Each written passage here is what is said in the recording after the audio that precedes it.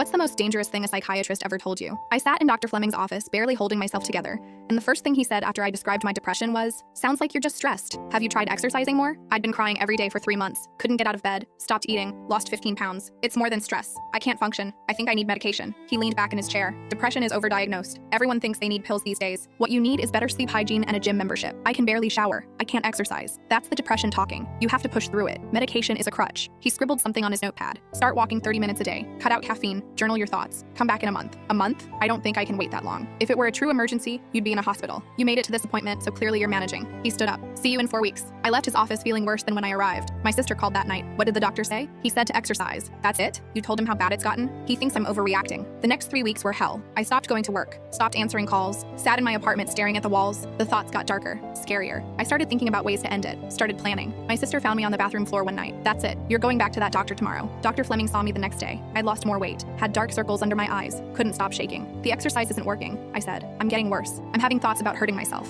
Everyone has dark thoughts sometimes. It's a normal stress response. He pulled out his prescription pad, and I felt a flash of hope. Then he wrote something and handed it to me. Vitamin D. And here's a referral for a personal trainer. I stared at the papers. I just told you I'm suicidal. And I'm telling you that exercise and sunlight are proven treatments for depression. Medication just masks the problem. You need to address the root cause. He typed something into his computer. You're young and healthy. Your brain just needs the right fuel. I went home and threw the vitamin D in the trash. My sister stayed with me that night because she was afraid to leave me alone. 2 weeks later, I was back in his office. Hadn't eaten in 3 days. Could barely speak. I need medication. I can't do this anymore. Dr. Fleming's eyes narrowed. Are you Dr. Shopping? Did you see someone else who wouldn't prescribe either? No, I'm just asking you, because this insistence on medication is concerning. It suggests drug-seeking behavior. He opened my file. I'm going to note that you're repeatedly demanding controlled substances despite being offered evidence-based treatment alternatives. If you continue on this path, I'll have to document malingering in your chart. That will make it very difficult for you to get treatment anywhere else. I felt like he'd slapped me. You're threatening to put in my file that I'm faking? I'm documenting patterns I'm seeing. A patient who refuses to follow treatment recommendations and demands unnecessary medication. That's concerning behavior. My hands were shaking. I followed your recommendations. I tried. Nothing is working. I'm telling you I want to die, and you're calling me a drug addict. I walked out, sat in my car, called my sister. He said I'm drug-seeking. He's going to put malingering in my file. That's it. We're finding you a real doctor. She made calls all afternoon, got me an appointment with Dr. Shaw for the next day. When I walked into her office, she took one look at me and her face changed. How long have you been feeling this way? I told her everything. She listened without interrupting. Then she said, I'm so sorry you went through that. What Dr. Fleming did was not just wrong. It was dangerous. He said I was drug-seeking. You weren't drug-seeking. You were asking for standard psychiatric care that he refused to provide. She pulled out her prescription pad. I'm starting you on an SSRI today. We'll monitor closely. And I'm referring you to a therapist who specializes in severe depression. I started crying. I'm also filing a complaint against Dr. Fleming with the medical board.